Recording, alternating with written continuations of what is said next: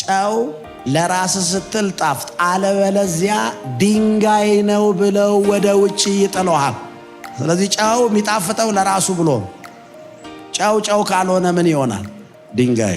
ለድንጋይነትም አይሆንም፣ ምክንያቱም የድንጋይንም ያክል አቅም የለውም። ስለዚህ ከጣፈጥሽ it's for yourself። በጌታ በኢየሱስ ስም ለራሴ ስል ጣፍጣለሁ። አሜን። ሐሊያ ምን ይሆናል የሚለውንም ተናግሯል መጽሐፍ ቅዱስ። ጨው መልካም ነው። ጨው አልጫ ቢሆን ግን በምን ይጣፍጣል? ወይም የጨውነቱን ጣዕም ካጣ በምን ታጣፍጡታላችሁ ይላል። ዋው! በምን ታጣፍጡታላችሁ? ለምድር ቢሆን ለፍግ መቆለያም ቢሆን አይረባም። ለምድር አይሆንም፣ ለፍግ እንኳን አይሆንም። ፍግ ማለት ለምሳሌ የዶሮ ኩስ ተሰብስቦ ፍግ ይሆናል፣ ይረባል። ለዛ እንኳን አይሆንም ማለት ወደ ውጪ ይጥሉታል።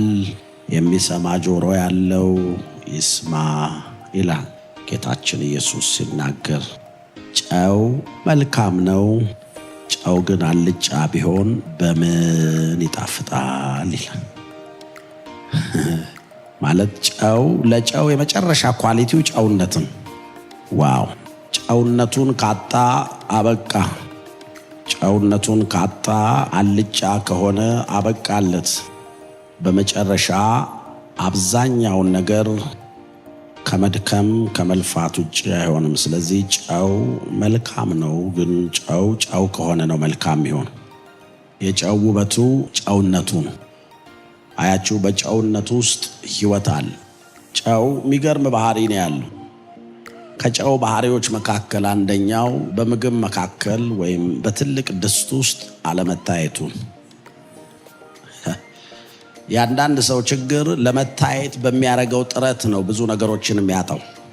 ይኸውላችሁ in this Christianity በዚህ የመንፈሳዊ ጉዞ ውስጥ ለመታየት እዩኝ ለማለት ጥረት የምታደርጉ ከሆነ ጨውነታችሁን ሉዝ ታደርጋላችሁ። then you become nothing። አያችሁ፣ ጨው ትልቅ ብረት ድስት ውስጥ በርበሬ ይታያል፣ ሽሮም ይታያል፣ ሽንኩርትም ይታያል፣ ዘይትም ይታያል ከላይ ጣሉ። the only thing እዛ መሃል እነዛን ሁሉ አዋህዶ ያጣፈጠ። ማጣፈጥ ብቻ አይደለም፣ ዋናው ጨው ከማጣፈጥ አልፎ ለምሳሌ 4 ቀን እንዲቀመጥ ያደረገው it is because ጨው ስላለው። ጨው ባይኖሮ ኖሮ በሆኑ ሰዓታቶች ውስጥ ይበላሻል። ጨው ማጣፈጥ ብቻ ሳይሆን ፕሪዘርቭ የማድረግ አቅም አለው፣ የማቆየት። ለዚህ ነው ጌታ ኢየሱስ እናንተ የምድር ጨው ናችሁ ያለው። አትታዩም ግን ታጣፍጣላችሁ አለ። ሃይ ጉድነስ። አሁን ችግሩ ምንድነው? ጨው ከፊት ወጥቶ ቁጭ ልበል ይላል። እንደ ሽንኩርት ለምን እኔ አልታይም? እኔ እውቅና ይሰጠኝ። you see, that's the end of everything. You will lose your taste.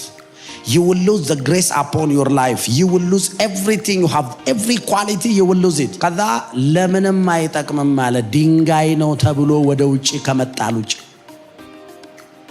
አያችሁት? የጨውነት ኳሊቲው ኳይትሊ ስራውን መስራቱ። it's very quiet። ጨው ለምሳሌ ብዙ ነገሮችን ስትጨምሩ ወጥ ውስጥ ይጮሃሉ። ሽንኩርት ራሱ እንኳን መጥበሻ ላይ ስታረጉት ይንጫጫል። ዘይት ስትጨምሩ ይጮሃል።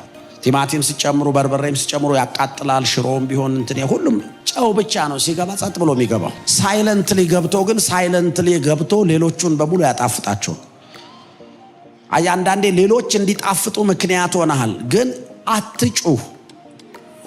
አያችሁ፣ አንዳንድ ሰው ከጥሪ ውጪ ነው የሚሯሯጠው።